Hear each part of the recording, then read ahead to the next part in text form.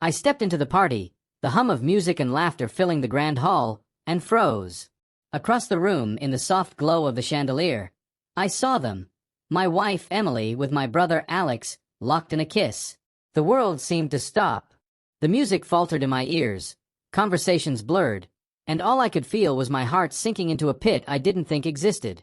I wanted to scream, to run, to confront them, but something inside me held me back. I stayed silent, letting the scene play out, knowing the moment would define everything. People around us hadn't noticed yet.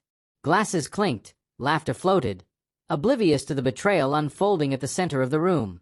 I could see the shock flicker in Emily's eyes as she noticed me standing frozen, and I felt a cold surge of clarity. Alex pulled away slightly, realization dawning on his face, but he didn't speak. Everyone expected me to react violently, to ruin the party, to create a scene. But I didn't.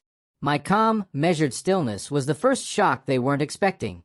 I slowly scanned the room, noting who had been watching and who hadn't. A few people now turned, confused by the sudden tension radiating from my direction. I could feel whispers beginning, curiosity mixing with unease. Emily tried to laugh it off, brushing it as a joke, but the panic in her eyes betrayed her. My silence weighed heavily, louder than any shouting could have been. Each second stretched endlessly, letting guilt fester and anticipation grow. I realized this moment wasn't just betrayal, it was the unraveling of secrets no one knew had existed. Then I stepped closer, my voice calm but carrying a weight that demanded attention. "Emily, Alex, maybe everyone deserves the truth tonight," I said quietly, letting my words sink. The room went still.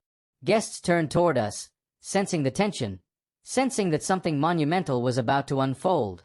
Emily's smirk faltered. Alex swallowed hard. I reached into my coat pocket and pulled out my phone. Hidden recordings from months prior, conversations and messages that revealed Emily's infidelity, now ready to expose the full scope. I projected the messages subtly on a nearby screen, letting everyone glance over without raising my voice. Screenshots of flirtatious texts, secret meetings, and lies were displayed one by one.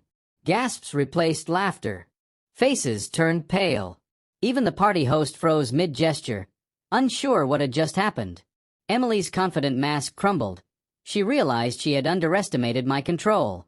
The calm that had held me together now became a weapon, exposing the depth of her betrayal in front of everyone she thought she could fool. Whispers spread like wildfire. Guests exchanged glances, some horrified, some intrigued. Emily's laughter was gone, her eyes filled with panic and shame. Alex looked smaller, cornered by truth he hadn't anticipated. I didn't need to yell. I didn't need to shout. My calm, deliberate exposure of their deceit did more damage than any angry confrontation ever could. Every word, every pause, every silent glance had been carefully timed to shatter the illusion of normalcy. Emily finally tried to speak, stammering excuses that fell flat against the avalanche of evidence. I remained silent, letting the room absorb the full weight of the revelation. Each guest realized that what had seemed like a small indiscretion was part of a larger betrayal. I had turned their secret into a public reckoning, and my calm authority amplified the impact.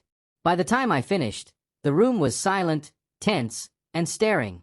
The party, meant for celebration, had become a courtroom of truth. After several moments of stunned silence, I stepped back, letting the evidence speak for itself. "I suppose this is what honesty looks like," I said quietly, voice steady. Emily's tears glistened under the chandeliers, and Alex's face remained pale. Nobody spoke. The room had witnessed not just betrayal, but a silent judgment. My calm, measured approach had created a powerful effect, far stronger than rage could ever have achieved. Their carefully constructed facade was gone, replaced by exposure and shame. I turned and walked out of the party, guests watching silently, unsure whether to intervene or stay out of the unfolding drama. My chest felt heavy, but a sense of clarity washed over me. I didn't need closure from them. The truth had spoken. Emily's world, Alex's world, and the perception of everyone around them had shifted irrevocably. The calm had delivered the loudest message, and it was irreversible. Weeks later, the memory of that night lingered. Emily never tried to explain again. Alex avoided me completely. The whispers among friends and colleagues had turned into quiet cautionary tales about betrayal and arrogance. I realized then that the strongest reactions don't always come from shouting. They come from restraint, patience, and exposing the truth at the perfect moment. That night had shattered illusions, rewritten relationships, and reminded everyone that betrayal always has a price. And sometimes the quietest response is the deadliest.